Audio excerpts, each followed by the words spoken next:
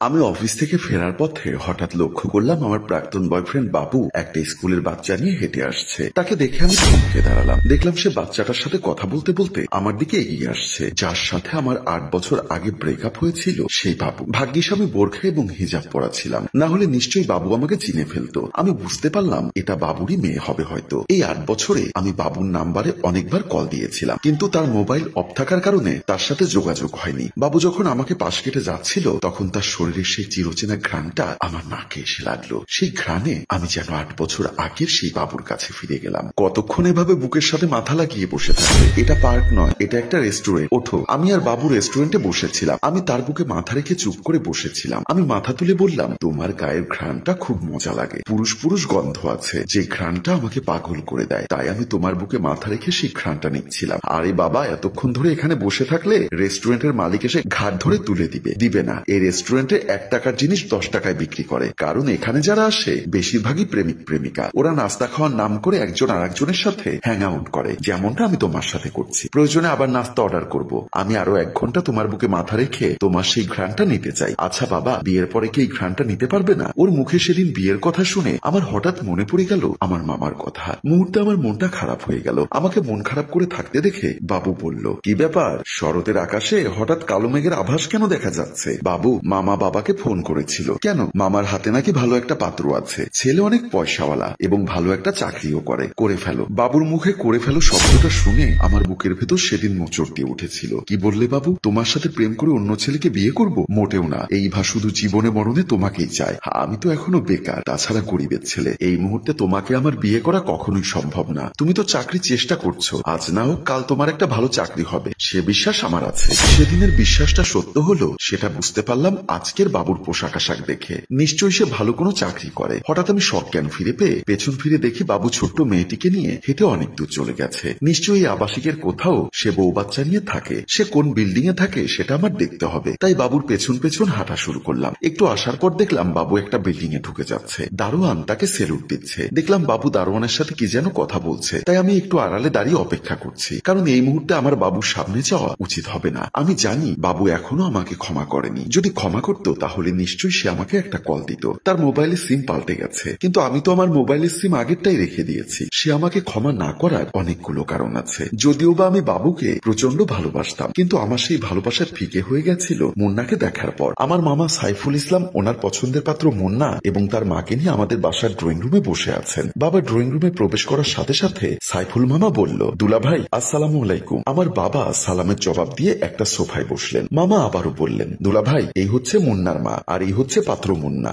মুন্নার মা বাবাকে আবারও সালাম দিলেন, আসসালামু আলাইকুম। ওয়ালাইকুম আসসালাম। মুন্নার মা মানে আমার শাশুড়ি সেদিন আবার বাবাকে বললেন, ভাইজান কিছু মনে না করলে মেয়েটাকে একটু তাড়াতাড়ি নিয়ে আসুন, আমার আবার তাড়াতাড়ি ফিরতে হবে। আপনি জানেন কিনা জানি না, আমাদের সংসারে আমরা মা ছেলে দুজন ছাড়া আর কেউ নেই। আমাদের অনেক ব্যবসা বাণিজ্য, তার উপর আবার আমার ছেলে চাকরিও করে। ওকে এত করে বলি নিজের ব্যবসা বাণিজ্য দেখ, সে বলে ব্যবসা বাণিজ্য তুমি দেখো, আমি চাকরি করি। তাই ভাইজান আমরা খুবই ব্যস্ত। যদি পারেন মামুনিকে আনলে আমাদের পছন্দ হলে আমরা আংটিটা পরিয়ে বিয়ের দিনক্ষণ ঠিক করে চলে যাব। ওনার এমন কথা শুনে বাবা বলল, সাইফুল তুমি রুমের ভেতরে গিয়ে তোমার ভাগ্নিকে নিয়ে এসো। বাবার এমন কথা শুনে মামা বুঝতে পেরেছিল কোনো একটা সমস্যা আছে, কারণ মামা আমার আর বাবুর সম্পর্কের কথাটা জানতো। বাবু বেকার ছিল বলে মামা রাজি ছিল না। তাই সাইফুল মামা আমাকে নেওয়ার জন্য আমার রুমের দিকে আসলো। উনি রুমে এসে দেখলেন আমি খাটের উপর উবুর হয়ে কোলবালিশ বুকে কাঁদছি। সত্যি কথা বলতে সেদিন আমার এই কান্না ছিল বাবুর জন্য। আমি যখন রুমে কাঁদছিলাম তখন মামা এসে আমার কাঁধে হাত রাখতেই মামাকে বললাম, মামা তুমি ভালো করেই জানো বাবুর সাথে আমার সম্পর্ক রয়েছে। তুমি আবার কোন আক্কেলে বিয়ের জন্য ছেলে নিয়ে এসেছো? আমার কথা শুনে সাইফুল মামা বলল,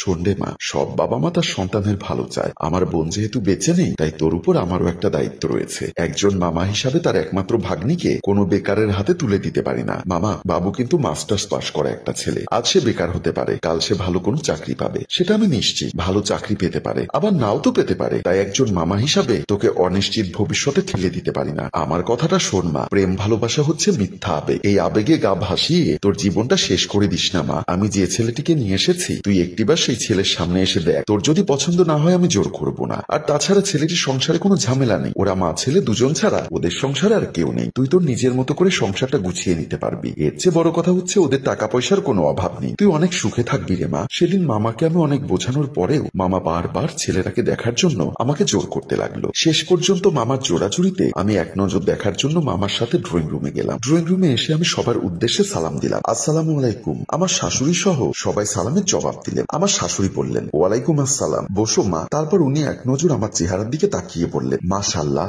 আলহামদুলিল্লাহ। সাইফুল সাহেব, আপনার ভাগ্নিকে দেখেই বোঝা যাচ্ছে আপনার ভাগ্নি অনেক লক্ষ্মী হবেন। আমার মামা তখন হাসতে হাসতে বললেন, আপা, আপনাদের সাথে আমার পারিবারিক ব্যবসা রয়েছে, তাই আমি কি আপনাদেরকে যেন তেন মেয়ে দেখাবো? আর তাছাড়া ইভা হচ্ছে আমার একমাত্র ভাগ্নি। আপনারা যেরকম মা ছেলে দুজন ছাড়া আপনাদের সংসারে কেউ নেই, ঠিক তেমনি আমার দুলাভাইয়ের সংসারেও আমার ভাগ্নি আর দুলাভাই ছাড়া কেউ নেই। আমার বাবা মামার থেকে কথা কেড়ে নিয়ে বলল, আপা, আমার স্ত্রী বেঁচে না থাকতে পারে, কিন্তু আমি আমার মেয়েকে 30 পারা কোরআন শেখানো থেকে শুরু করে পড়ালেখা, রান্না বান্না, আদব কায়দা সবকিছু শিখিয়েছি। আশা করি আমার মেয়ে আপনাদের সংসারে লক্ষ্মী হয়ে থাকবে। বাবার কথা শুনে আমার হবু শাশুড়ি ওনার পাশে বসা ছেলেকে বলল, মুন্না, দেখতো মেয়ে তোর পছন্দ হয়েছে কিনা। মায়ের মুখের কথা শুনে মুন্না যখন আমার দিকে তাকালো, তখনও আমি মাথা নিচু করে বসে বসে বাবুর কথা ভাবছিলাম। মুন্না আমার দিকে এক নজর তাকিয়ে বলল, আলহামদুলিল্লাহ মা, মেয়ে আমার পছন্দ হয়েছে। মুন্নার এমন মায়াবী কণ্ঠ শুনে হঠাৎ আমি চমকে উঠি। আমি মুন্নার দিকে এক পলক তাকাতেই মুন্নাও আমার দিকে এক পলক তাকালো। সত্যি কথা বলতে তখনই আমি মুন্নার চোখে চোখে তাকিয়ে কেমন যেন হয়ে গেলাম। মুন্নার চোখের ভেতর আমি বাবুকে হারিয়ে ফেললাম। আমি অপলকে মুন্নার চোখের দিকে তাকিয়ে আছি, মুন্নাও আমার চোখের দিকে তাকিয়েছিল।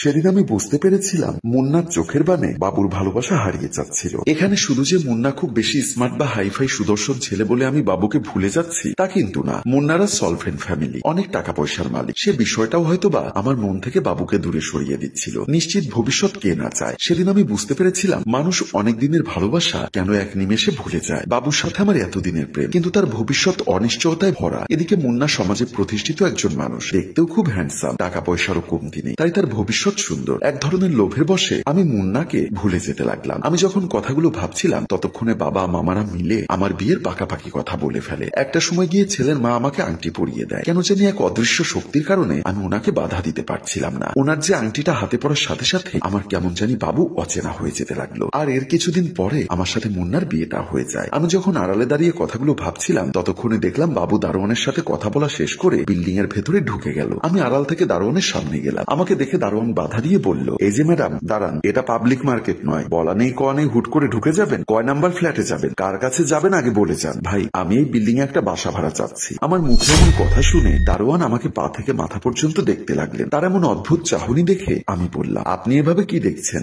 আপনাকে দেখছি। কেন? আপনার পোশাক আশাক দেখে মনে হয় না আপনি এই বিল্ডিং এ বাসা ভাড়া নিতে পারবেন। কেন? কারণ এই বিল্ডিং এর প্রতিটি ফ্ল্যাট ভাড়া 50,000 টাকা। এছাড়াও মাসে 12,000 টাকা জেনারেটর, লিফট এবং অন্যান্য ইউটিলিটি বিল দিতে হয়। সব মিলিয়ে একটা ফ্ল্যাট ভাড়া 60 থেকে 65,000 টাকা পড়ে। আপনি কি পারবেন এত টাকা ভাড়া দিতে? আমি মনে মনে ভাবলাম, সত্যি তো, আমার পক্ষে এত টাকা ভাড়া দেওয়া সম্ভব না। কারণ আমার স্বামীর চাকরি চলে গেছে, শাশুড়িও ব্যবসা বাণিজ্যে লস খেয়েছে, তাই বাধ্য হয়ে আমাকে এখন চাকরি করতে হয়। একেই বলে ভাগ্য। যে বাবু গরিব ছিল বলে তাকে আমি বিয়ে করিনি বড়লোক মুন্নাকে পেয়ে, আজ সেই বড়লোক মুন্না গরিব হয়ে গেল। আর বাবু এরকম হাই ফাই ভবনে থাকে। এজন্যই মানুষ বলে নিয়তি কখন কোথায় কাকে দাঁড় করায় সেটা কেউ বলতে পারে না। আমাকে চুপচাপ থাকতে দেখে দারোয়ান আবার বলল, বাসা ভাড়ার দাম শুনে টাসকি খেয়ে গেলেন? আমি স্বাভাবিক হয়ে বললাম, কিছুটা। আচ্ছা, একটু আগে যিনি বাচ্চাকে নিয়ে ঢুকলো ওনার নাম কি? আপনি বাবু স্যারের কথা বলছেন? হ্যাঁ, উনি হচ্ছে এই বিল্ডিং এর মালিক। কথাটা শুনে আমি আরো বেশি অবাক হলাম। হায় রে নিয়তি, উন্নত জীবনযাপন করার আশায় যে বাবুকে আমি একদিন ছেড়ে দিয়েছিলাম, সেই বাবু আজ কোথায় আর আমি কোথায়? এমন সময় দারোয়ান বলল, ম্যাডাম, আপনি দয়া করে চলে যান। কিছুক্ষণের মধ্যেই বাবু স্যারের স্ত্রীর গাড়ি আসবে। উনি এসে যদি দেখে আমি আপনার সাথে দাঁড়িয়ে কথা বলছি তাহলে আমার চাকরিটা যাবে। আমি প্রশ্ন করলাম, বাবু স্যারের স্ত্রী কি করেন? উনি এক্সিকিউটিভ ম্যাজিস্ট্রেট। বাবুর স্ত্রী ম্যাজিস্ট্রেট শুনে আমি আরো বেশি অবাক হলাম যে আমি একসময় ভাবতাম বাবুর সাথে প্রেম করে আমি বাবুকে করুণা করছি, সেই আমার অবস্থান কোথায় আর এই সমাজে বাবুর বউয়ের অবস্থান কোথায়? প্লিজ ম্যাডাম, আপনি একটু তাড়াতাড়ি সাইড হয়ে যান। ওই তো দেখা যাচ্ছে ম্যাডামের গাড়ি আসছে। সিকিউরিটির মুখে এমন কথা শুনে আমি আর দাঁড়িয়ে থাকলাম না, কারণ আমি জানি বাবুর বউকে দেখলে আমি সহ্য করতে পারবো না। তাই ওনার গাড়ি আসার আগেই আমি আমার বাসার উদ্দেশ্যে হাঁটা শুরু করলাম। বাসায় এসে দরজার সামনে কলিং বেল টিপতে লাগলাম, কিন্তু ভেতর থেকে কেউ দরজা খুলছে না। সারাদিন অফিসে পরিশ্রম করেছি, তার উপর আজ হঠাৎ করে এত বছর পর বাবুকে দেখে মনটাও কেমন জানি ভারাক্রান্ত। এই মুহূর্তে দাঁড়িয়ে থাকতে খুব কষ্ট হচ্ছে। আবারও কলিং বেল টিপলাম। একটু পরে দেখলাম আমার শাশুড়ি এসে দরজা খুলে দিল। আমি বাসার ভেতর ঢুকতে ঢুকতেই শাশুড়ি মা বলল, অফিস শেষ হয়েছে 5টায়, এখন বাজে সন্ধ্যা 7টা। এতক্ষণ কোথায় গিয়েছিলে? মা, আজ রাস্তাঘাটে প্রচুর জ্যাম ছিল, তাই হেঁটে হেঁটে আসতে লেট হয়েছে। আর একটু তাড়াতাড়ি আসতে পারোনি? জানোই যে আমি অসুস্থ মানুষ, চুলার পারে যেতে পারি না। তুমি না এলে রান্না বান্না কে করবে? এত করে বলি একটা কাজের লোক রাখো। না, আমার কথা কে শোনে?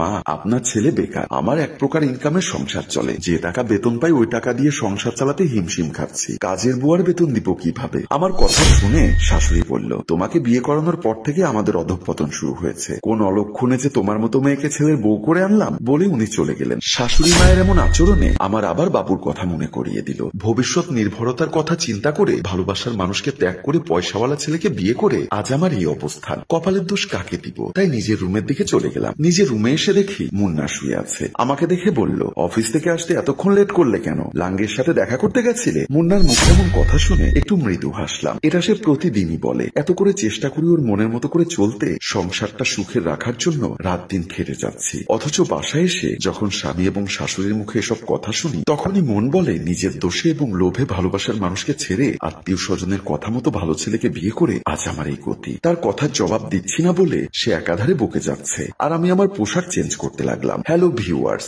আমরা একটু সুখের আশায় ভালোবাসার মানুষগুলোকে কষ্ট দেই, কিন্তু সেই সুখ কি আমরা পাই? সে বিচারের দায়িত্ব তুলে দিলাম আপনাদের হাতে। গল্পটি কেমন লেগেছে কমেন্ট করে জানান, আর ভালো লাগলে শেয়ার করে দেবার অনুরোধ রইল। ধন্যবাদ।